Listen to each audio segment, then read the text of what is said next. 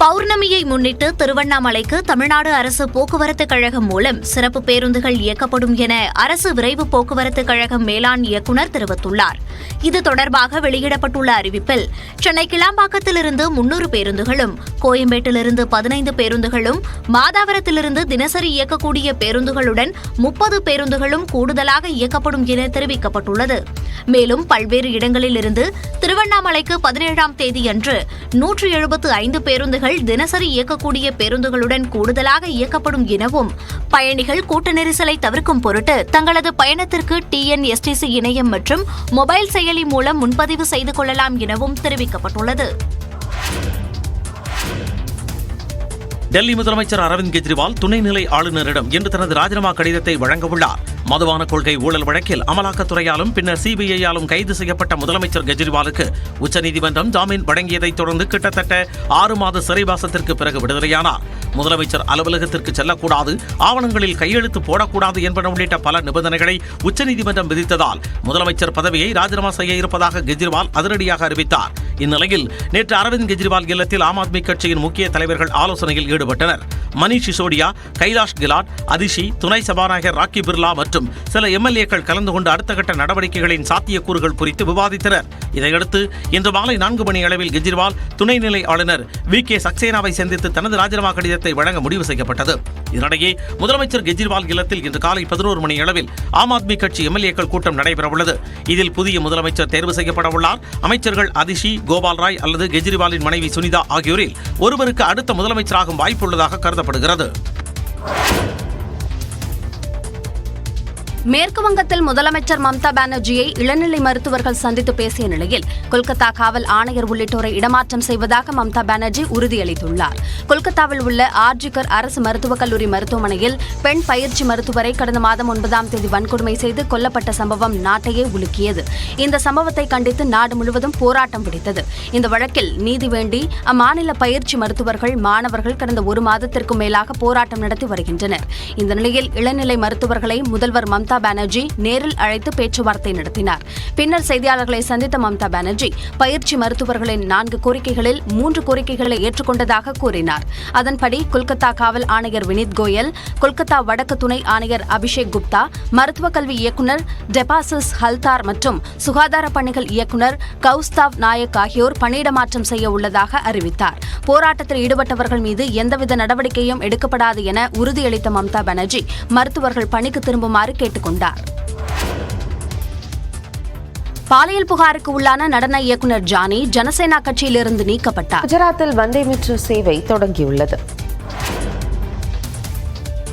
குஜராத்தில் பிரதமர் மோடி தொடங்கி வைத்த வந்தே மெட்ரோ ரயிலின் பெயர் நமோ பாரத் ரேபிட் ரயில் என மாற்றப்பட்டுள்ளது. குஜராத்தின் அகமதாபாத்தில் இருந்து கட்ச் மாவட்டத்தில் உள்ள புஜ் என்ற இடத்திற்கு வந்தே மெட்ரோ ரயில் இயக்க ரயில்வே நிர்வாகம் முடிவு செய்தது. 360 கிலோமீட்டர் பயணிக்கும் இந்த ரயில் சேவையை பிரதமர் நரேந்திர மோடி கொடியசைத்து தொடங்கி வைத்தார்.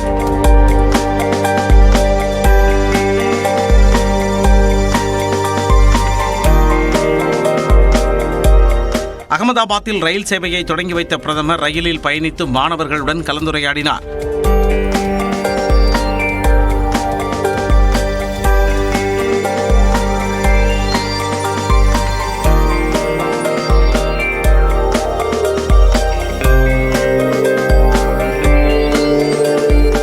நமோ பாரத் ரேபிட் ரயிலில் 1150 பயணிகள் அமர்ந்தும் 2058 பயணிகள் நின்று கொண்டும் பயணிக்க முடியும்.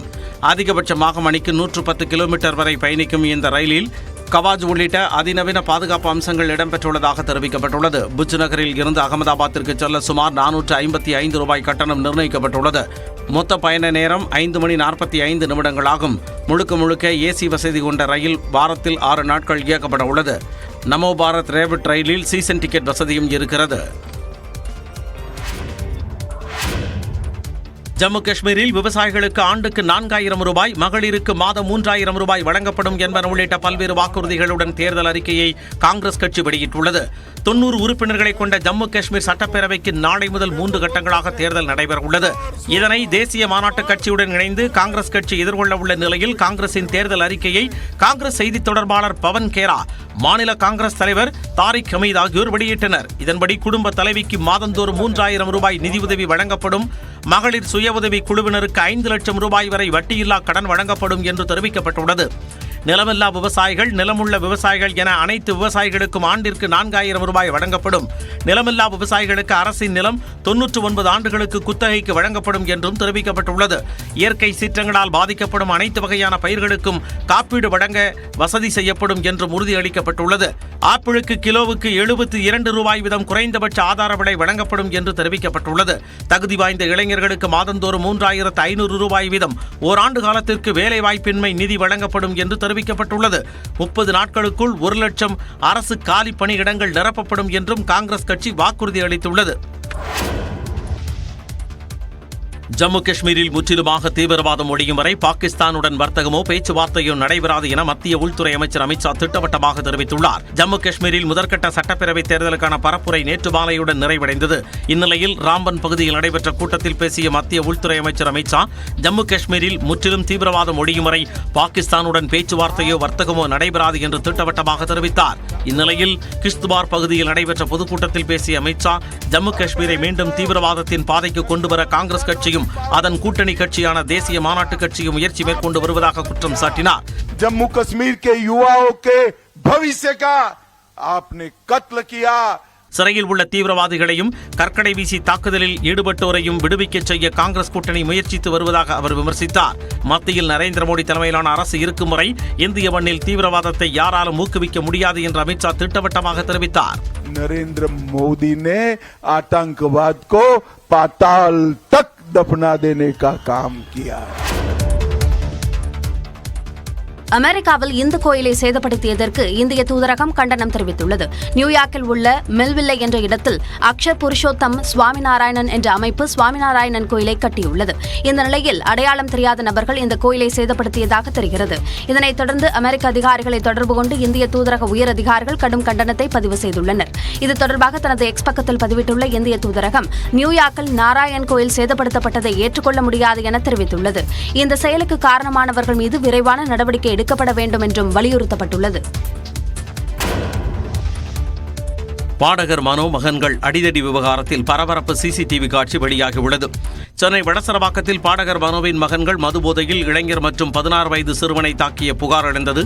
இதனைத் தொடர்ந்து மனோவின் மகன்கள் ஷகீர் மற்றும் ரஃபீக் இருவரும் தலைமறைவானதாக கூறப்படுகிறது. இந்த நிலையில் ஷக்கீர், ரஃபீக் இருசக்கர வாகனத்தில் வந்தவர்களுடன் ஏற்பட்ட தகராறில் ஒருவரை ஒருவர் மாறி மாறி தாக்கும் காட்சி வெளியாகியுள்ளது. அதில் மனோவின் மகன்களை 10 பேர் கொண்ட கும்பலும் மனோவின் மகன்களும் மாறி மாறி தாக்கிக் கொள்ளும் காட்சிகள் இடம்பெற்றுள்ளன.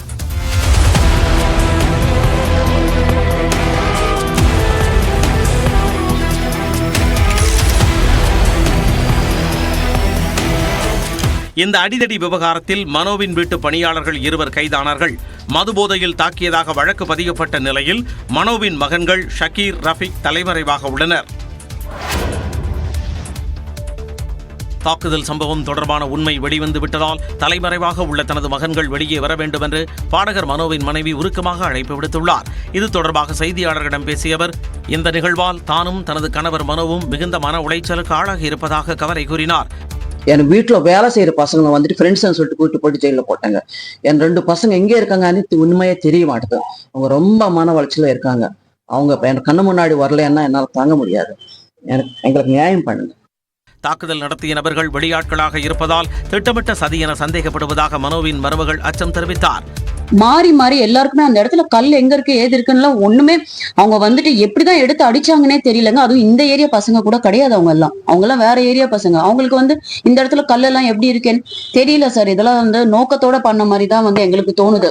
மகன்களை தாக்கியவர்கள் தன்னையும் தாக்கியதாக ஜமீலா குற்றம் சாட்டியுள்ள நிலையில் இது தொடர்பாக தங்கள் தரப்பில் புகார் அளிக்க உள்ளதாகவும் கூறினார்.